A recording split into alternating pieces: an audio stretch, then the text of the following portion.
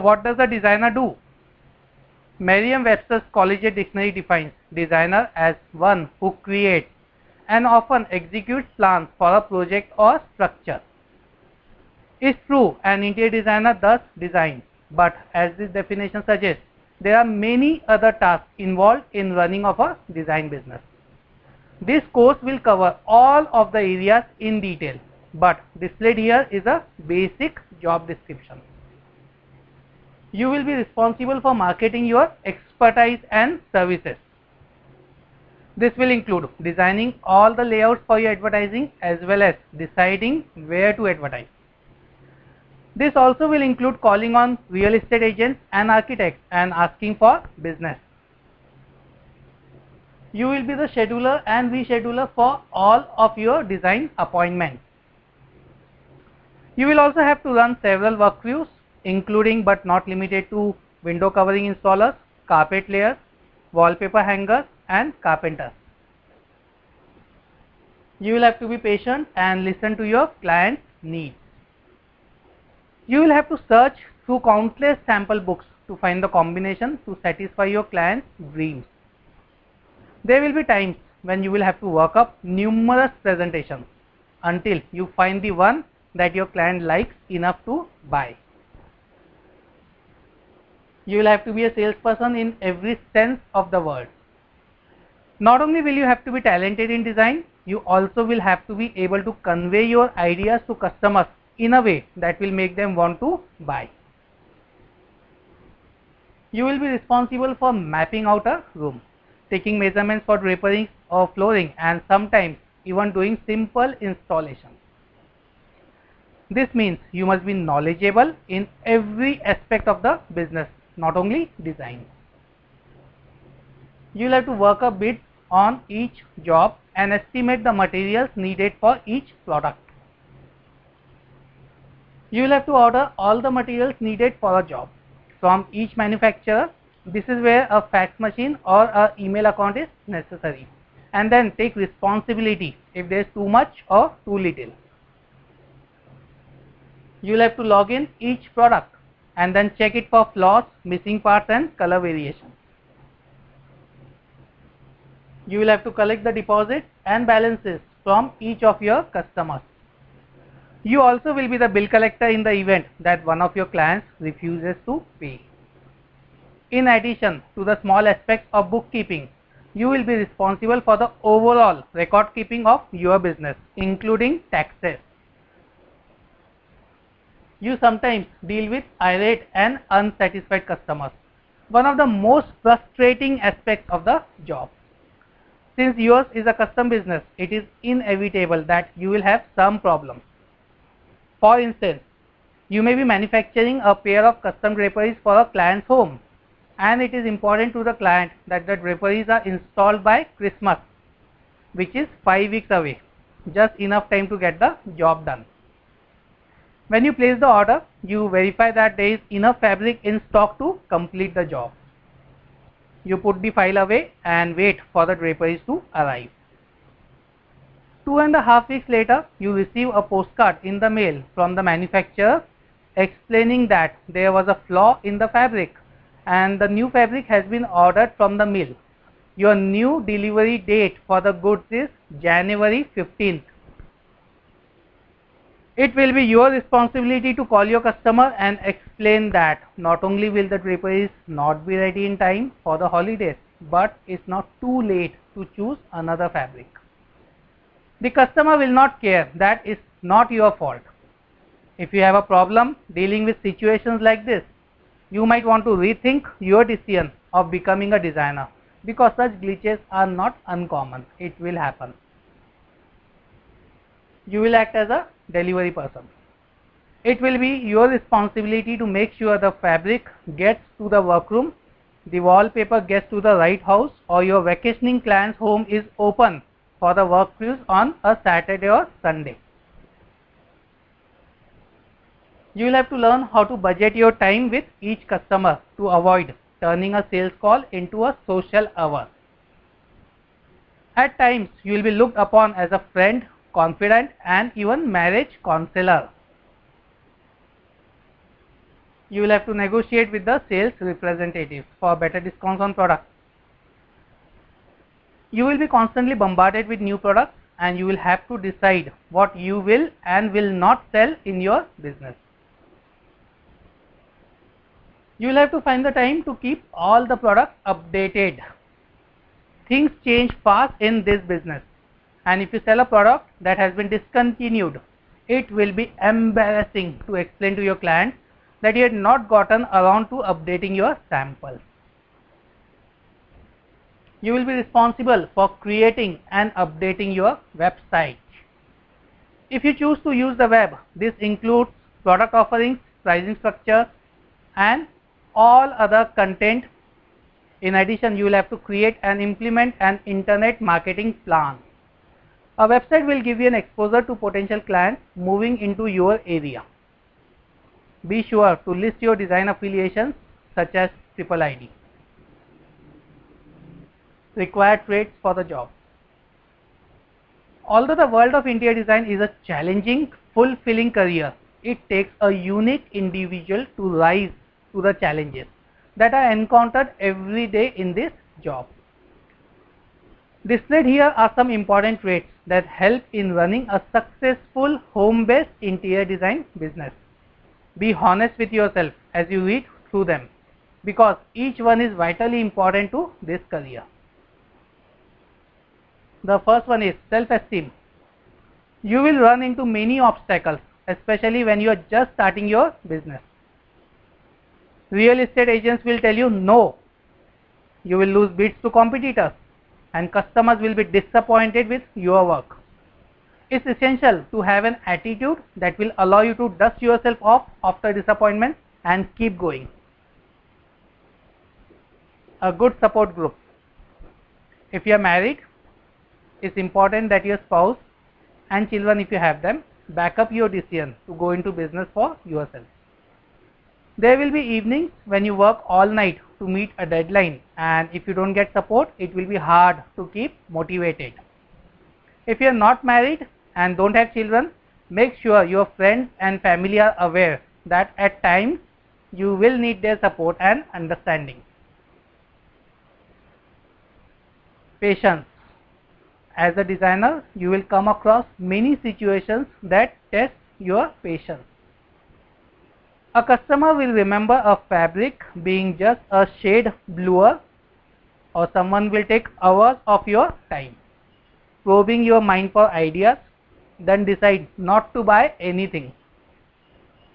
Such aggravation is just part of the job. Organization. Because of the many details you will be handling at any given moment, organization is key. You will probably have 3 or 4 jobs, maybe more, going on at one time, and you must keep track of the progress of all of them. To avoid a client remembering incorrectly the color of fabric or wallpaper, order a cutting of these items. This will save a lot of headaches. Motivation. Your alarm clock will be your only boss in the morning. No one will tell you to go out and market your business or to be on time to your appointment. You must be a self-starter and self-disciplined in order to be successful in a home-based business. The ability to listen. To be a good designer and salesperson, you must be able to listen to the client's needs. Only then can you fill them. For example, some customers already know exactly what they want and are just looking for someone to confirm their ideas. These are special cases, and you will have to listen carefully to what they say in order to respond appropriately. Authoritativeness. A designer will be in charge of all aspects of a job, including the installation. You will have to supervise numerous workers during the course of the day. There will be times when your drapery installer has a different vision than yours about the way a pair of draperies needs to be hung, and you will have to make the authoritative decision. Stable personality. A steady temperament will help you deal with a business filled with daily crises and successes. interest in people. Regardless of whether you deal in residential or commercial jobs, you will be in constant contact with people. Some will change their minds on a continual basis and call you 10 times a day. This is all part of the job. So if you don't like people, that is, if you aren't a people person, then this may not be the career for you. Math skills. You will use basic math daily. Ordering carpet, blinds, fabric, wallpaper and window treatments will require you to do some basic calculations to determine proper sizes and amounts to order. Keep your tape measure and calculator handy. Okay, the myths and realities of entrepreneurship. Before we discuss the details of setting up your business, let's examine your motives for wanting to be a self-employed. You have your own reasons for wanting to be your own boss, as does everyone else who wants to try it. The displayed list contains some of the misconceptions that are associated with self-employment. The first myth is, no one will tell you what to do, you are the boss. It's a myth, friends. No one will tell you what to do, you are the boss. However, the reality is, every one of your customers will be your boss. Everyone, I repeat, every one of your customers will be your boss. Remember the old saying that says, the customer is always right? When operating a small business, that is the golden rule. Word of mouth or referral business is absolutely the best business you can get. If you have an unhappy customer, you would be surprised how fast word will spread around the neighborhood and among that person's co-workers, friends and family. On the other hand, a satisfied customer can be an inexpensive, productive form of advertising. The next myth is, your time will be your own. However, the reality is, there is no one to pass your work on to when you are tired or have other plans. There is no one to pass your work on to when you are tired or have other plans. To use an old cliche, the buck stops with you. If you have a proposal to work up on the weekend of a family campout, you have to make a choice. The design fairy refuses to work alone while you and your family are playing. The next myth is, you will become instantly rich. And the reality is, although it is possible to make an excellent income running your own business, it will not happen overnight. It will not happen overnight. Some businesses take years to even turn a profit. This business is better than most because of the low startup cost and the ability to run it out of your home. But don't expect to become a millionaire overnight. This business, as all businesses, takes hard work in order to be successful. The next myth is, you won't have to work as hard as you do when working for someone else. The myth is, you won't have to work as hard as you do when working for someone else. However, the reality is, because you are the only one responsible for your business, you will have to work twice or 3 times as hard as you would working a 9-to-5 job. I repeat, because you are the only one responsible for your business, you will have to work twice or 3 times as hard as you can working a 9-to-5 job. You may only have to go on 2 appointments a day to make your required income, but there is much to be done besides selling a product. If this is one of your misconceptions, please refer back to the basic job description. Time for us to move on now. Testing the waters. So you love the thought of interior design. Perhaps even after listening this far in the module, you are still enchanted with the idea. Then let's test it. This may be the hardest suggestion to swallow, but it's also one of the most important. Even a person who has been in the design field for 10 years doesn't know everything about this business. It's just impossible. To further your chances of success, you should spend a little time working for an established design firm. It will enable you to get to know the areas of town that offer the most business, and that in turn will tell you where to concentrate your marketing efforts. It also will give you a chance to work with and become comfortable with the different products and manufacturers. This experience will give you practical knowledge in the design field. When first starting out in this complicated business, you are sure to make costly mistakes. Being employed and trained by someone else will soften the blow on your pocketbook throughout the learning curve. Make sure that you train with a company that does not require you to sign a non-compete agreement as part of your employment. We shall talk in more detail about NDAs in one of the future modules. Employment suggestions.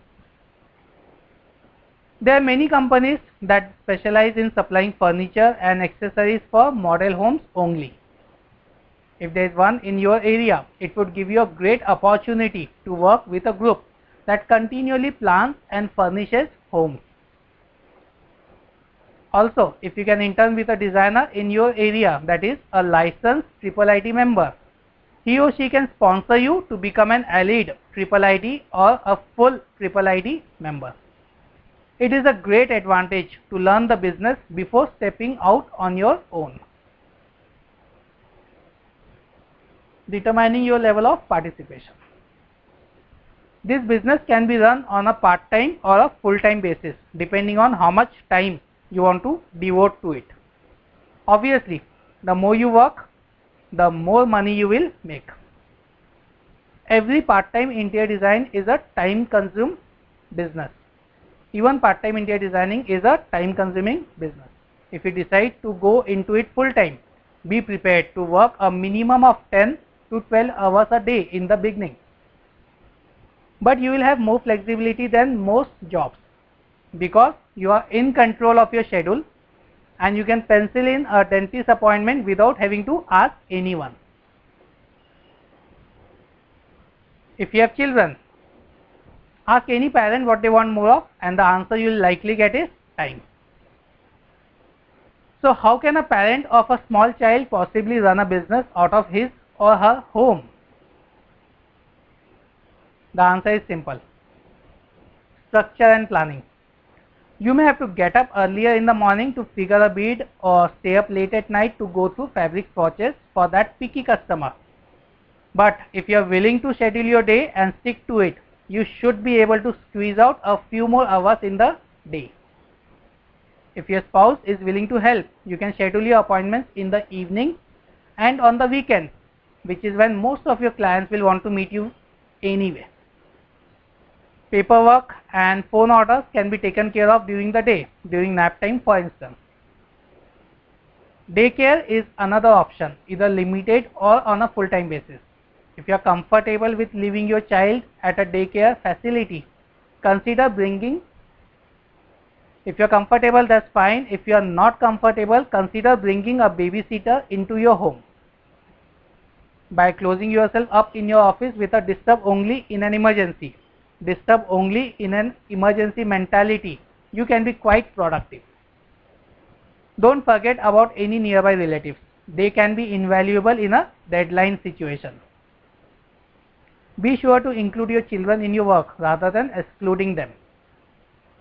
If they know that work time is fun because they get to do paperwork or open email, they won't resist or automatically demand attention every time you sit down to work. The next is read, read and read. There are quite a few informative trade magazines that offer a wealth of information. In addition to interior design magazines, there are specific ones dealing with products such as window coverings, carpet, wood flooring and more. It is to your advantage to subscribe to and read these periodicals on a monthly basis.